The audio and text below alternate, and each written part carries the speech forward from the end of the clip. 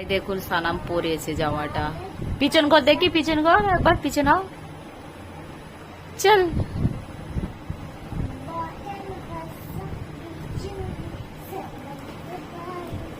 বাদল বর্ষা করছে সারাক্ষণ।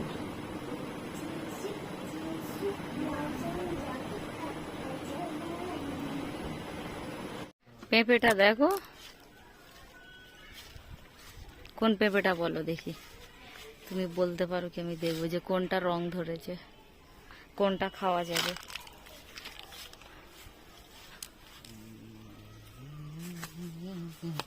পারলে খাওয়া যাবে।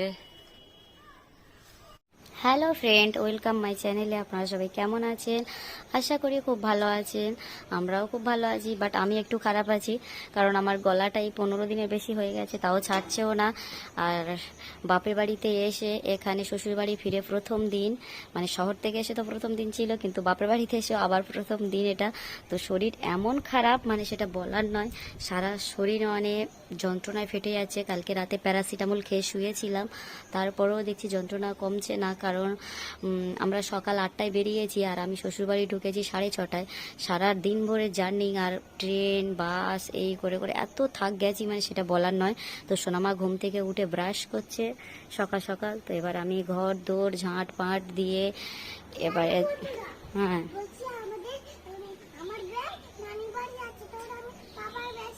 আচ্ছা, সোনামার ব্রাশ ভুলে নানির বাড়ি রেখে এসেছে, সেই জন্য বলছে পাপার ব্রাশ আমি করছি। ওর পাপার নতুন ব্রাশ কেনা ছিল। তো এখানে দেখুন হাঁড়ি খোলা, এখানে কাপড় জামা বেরিয়েছে এত। আর এখানে 3 ব্যাগ শুধু জামা কাপড় ছিল। আমি গোঁজ গাঁজ করে সেই সকাল 6টায় উঠেছি, এখন 7টা বাজতে যায়, সবে এই পরিষ্কার হয়েছে। এটা গুছিয়েছি, আর বাদ বাকি সব ভিতরে ঢুকিয়ে দিয়েছি, আর ট্রলি ব্যাগে ঢুকিয়েছি। কারণ ঈদের আগের দিন, পরের দিন আমি গেছি, তো ঈদে প্রচুর আমার ননদরা এসেছিল, সবাই এসেছিল, প্রচুর মানে জামা কাপড়, বা এমনি থেকে হয় কেউ আসে এদিক ওদিক, বা আমরা নিজেরাই থাকলেও এরকমই হয়ে যায়, ঘর দৌড় সব কিছু। তো সেই ঈদের সময় ঝামেলা তো থাকেই, সেইগুলো সেমলে তারপর আমি ছুটে তাড়াতাড়ি চলে গেছিলাম সোনামার নানুর বাড়ি। তো ওই সেই জন্য বেশি কিছু করা হয়নি, গোছ গাছ বা পরিষ্কার পরিচ্ছন্ন। তো এবার আমার ফিরে কাজ ডিউটি শুরু। কষ্ট হলেও, শরীর না টানলেও তবু আমার করতে হবে সব কিছু। কারণ আমার শাশুড়ি মা প্রচণ্ড বয়স্ক মানুষ, উনি কিছুই করতে পারবেন না। ওনার এমনিতেই শরীরটা খুব খারাপ, হার্টের মানে প্রবলেমটা একটু বেড়েছে বেশি, আমি এসে দেখছি। তো চলুন এগুলো কাচাকুচি করে নিই, আর বেশি বকবক না করে ঘর দোর ঝাটপাট করে নিই, তারপরে খাবার ব্যবস্থা করব।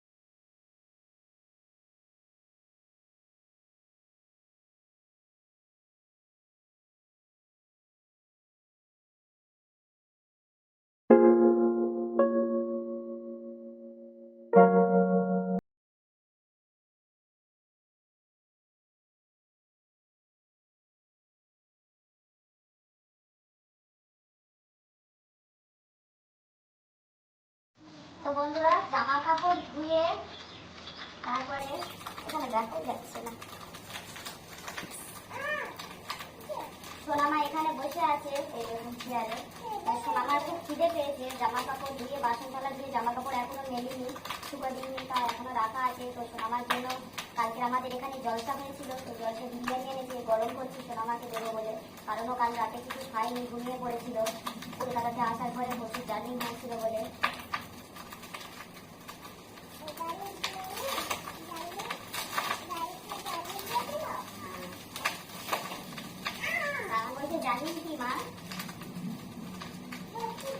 সোনামাকে খেতে দিয়েছি, ও খাচ্ছে। তারপর আমি এসেছি জামা কাপড়গুলো দিতে বড় ভাসুরের ছাদে। আর আমাদের ছাদ এই উপরে, অত উপরে কে যাবে, দোতলার উপরে, তো ওই জন্য এখানে বড় ভাসুরের ছাদেই দিয়ে দিই, অনেক দড়ি আছে। তো চলুন দিয়ে দিই, তারপরে রান্না বান্নার দিকে যাবো। আমার সোনামা খেয়ে নিয়েছে, আর আমাদের বাড়ি কুটুম এসেছে, কুটুম আছে এখন।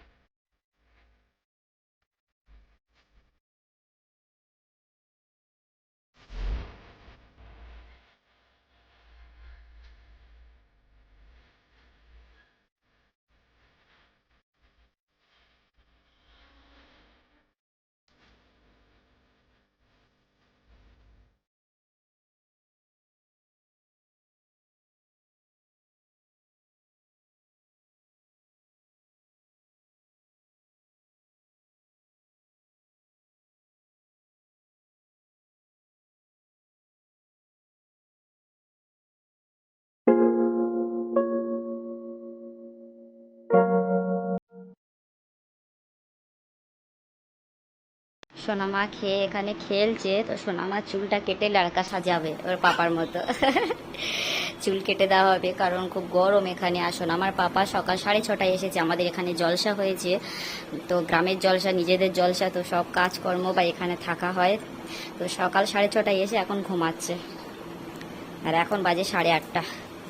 তো সোনামা খেয়ে দিয়ে এখন খেলছে। হ্যাঁ বলো। আচ্ছা, ওটা হচ্ছে না, পাপা ঠিক করে দেবে, কিনেছে কিন্তু ঠিকভাবে হচ্ছে না, লাগানো যাচ্ছে না। আর আমি ঝাঁট ফাঁট দিয়ে জামা কাপড়গুলো ছাদে দিয়ে এসেছি, এখন এবারে রান্নাবান্নার দিকে যাব। তো একটু পরে রান্নাবান্নার দিকে যাব। আমাদের পেয়ারাগুলো না সব পোকা ধরে পড়ে যাচ্ছে, ওই দেখুন এই বড় বড় পেয়ারা সব পোকা ধরে। ওখানে আজকের মনে হচ্ছে ওই দেখুন কতগুলো পড়ে আছে। আমি 4টে ফেলে দিয়েছি সকালবেলা, এখনও 2-3টে আছে গাছে, সেগুলো পড়বে, এক্ষুনি নাড়া দিলেই পড়বে। আর কিছুটা খাবার মতো আছে, 2-3টে খাবার মতো আছে। তো ভাবছি ভাই ভাবিরা সব আসবে বলি, থাক, কিন্তু থাকবে না, হয়তো পড়ে যাবে। আর আমাদের সুখী আজকের ওর নানুর বাড়ি চলে যাচ্ছে, ও নানুর বাড়ি থাকে, নানুর বাড়ি পড়াশোনা করে আমার মেজোজার মেয়েটা। তো আজকে চলে যাচ্ছে, জলসা বলেছিল। তো ব্যাস সানামের মন খারাপ হয়ে যাবে, সানাম ওর সাথেই খেলতো। তো আমার শাশুড়ি মা এখানে এই কাঠগুলো ছিল, এই সাইডটা একদম কর্নারে এখানে নিয়ে রেখে দিয়েছে, বলে কি দূরে এসেছিল না কি এসেছিল, সেই জন্য এগুলো উপরে তুলে রাখা হবে দোতলায়। দিন বাপের বাড়ি গেছি, কি সুন্দর ঝিঙে গাছগুলো কত বড় বড় হয়ে গেছে দেখুন, নারকোল গাছে উঠে যাচ্ছে।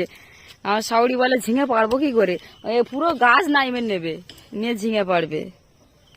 আর এখানে বটবটিগুলো ভালো হয়নি, আই বটবটি ধরেছে, এই দেখুন কি সুন্দর বটবটি ধরেছে দেখুন, এখানে 2টো, ওই 2টো, এই একটা, কতগুলো বটবটি ধরেছে না মা। আর আমাদের পেয়ারাগুলো কেন খারাপ হয়ে যাচ্ছে, কি ব্যবস্থা করা যায়। এখানে দেখুন, এই জুম করে দেখা, এই পেয়ারা দেখুন সব সাদা সাদা হয়ে আর পড়ে যাচ্ছে, ভিতরে অনেক আছে কিন্তু সব পড়ে যাচ্ছে। আর একটা পেঁপে পেকেছে, এই পেঁপেটা কি বড় হয়ে গেল দেখুন, 5-6 দিন আমি গেছি, তার মধ্যে দেখুন বেগুন গাছগুলো কি বড় বড় লাগছে, কত ছোট ছিল। কুমড়ো গাছটা আমার ভিডিওতে আছে এইটুখানি ছিল। এখন দেখো সে এখান থেকে ঘুরে আবার এই ডগগুলো সব এই আম গাছে তুলে দিতে হবে। আমার তো কুমড়ো গাছ একবার লাগিয়েছিলাম, পুরো আম গাছে ছেয়ে হয়েছিল। আর কুমড়ো আমি 1000 টাকার কুমড়ো বিক্রি করেছিলাম। কি কুমড়ো, মিষ্টি কুমড়ো ভর্তি হয়েছিল। দাঁড়াও নিচ্ছি, কোলে করছি নিচ্ছি। আর এই পেঁপেটা দেখুন হালকা একটু রং ধরেছে, একে পাড়বো, বিকালে পেড়ে খাবো। এখন থাক গাছে। কি সুন্দর পেঁপে গাছ, পেঁপেগুলো দেখুন বড় বড় একদম। ও মা, ওটা কি মা? কি গাছ? জিংলে কি গাছ? উফ বাপরে, ধূপের প্রচুর তেজ। চলে এসো। বাইরে মোটে দাঁড়ানো যাচ্ছে না, প্রচুর রোদের তেজ। আস্তে।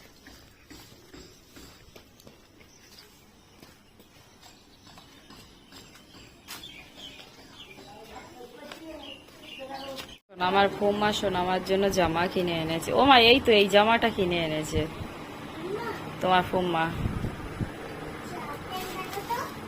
প্যান্ট ছোট প্যান্ট, ভিতরে যে প্যান্ট পরে, এই তো। এটা তোমার বড় হবে তো মা, দেখি পরিয়ে দেখি, এসো। তো এবারে সব কাজকর্ম হয়ে গেছে, এবারে রান্না বান্না হয়ে গেছে, এবারে ঘরটা মুছে নেব, লাইজেল দিয়ে ঘরটা মুছে নেব। তারপরে আবার জামা কাপড় কাচলাম কিছু, তারপরে বাসন থালা আবার খাবার পরে, সকালে যে নাস্তার পরে আবার বাসন থালা অনেক হয়, সেগুলো ধোয়াধুয়ি হলো, রান্না বান্না হলো। এবার ঘর দোর মুছে নিই ভালো করে। প্রথমে লাইজেল দিয়ে মুছবো, তারপর ডেটল দিয়ে মুছবো।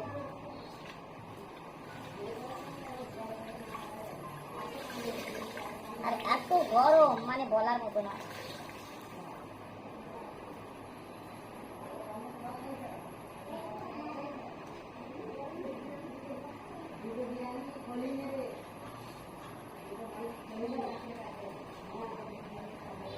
পেঁপেটা দেখো,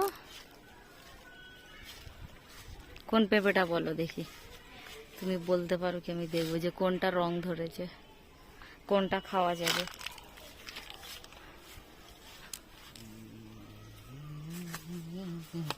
পারলে খাওয়া যাবে।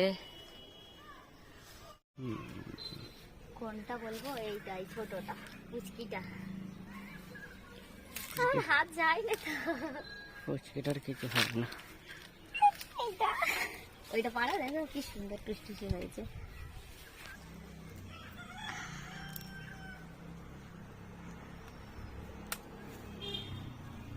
ওর ভিতরে পাক ধরেছে না, ঘরে 1-2 দিন রাখলে আরো রং আসবে, তাই না?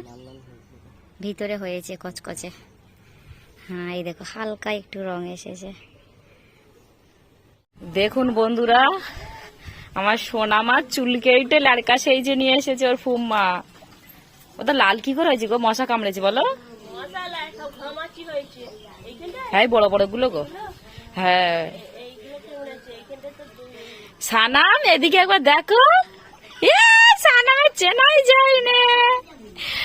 বাবা, সকালে 9টার দিকে 1 ঘন্টা গোসল করেছে, আর ফিরেই গোসল করছে।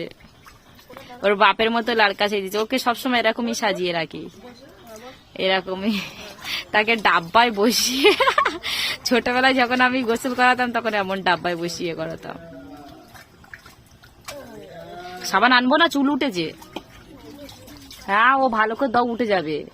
আর না সাবান আনবো তাহলে বলো? না, গায়ে যদি চুল লেগে থাকে তাহলে দেবো, না হলে ভালো করে মগে পানি নিয়ে দাও, দিলে চলে যাবে, নেমে যাবে।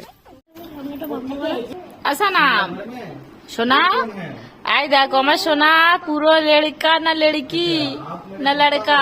ও সোনা লড়কা। কি ওর মা পুরো লড়কা হয়েছে। আয় না, পাপার কাছে যাও। পাপা আর সানাম একই, সেম। ও মা, সেম।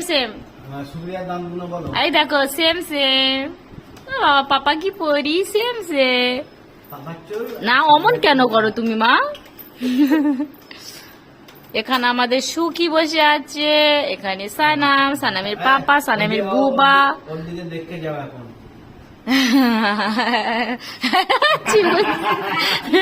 পিয়ারা খাচ্ছে আমাদের সুখী, পিয়ারা খাচ্ছে আমাদের গাছের পিয়ারা। সুখী ভালো না, মিষ্টি না?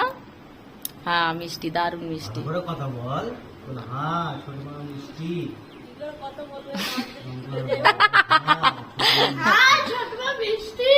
হ্যাঁ দারুণ পিয়ারা।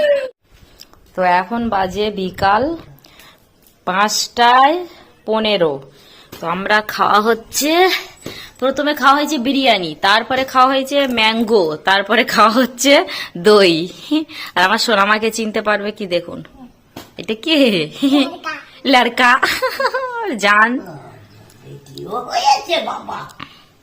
লড়কা।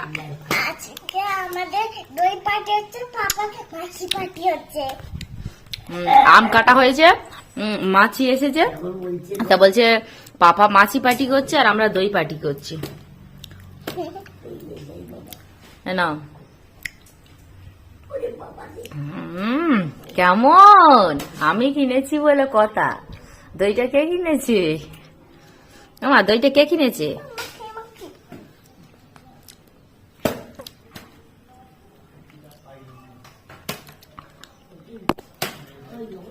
ফ্রিজে রাখা ছিল 4 দিন।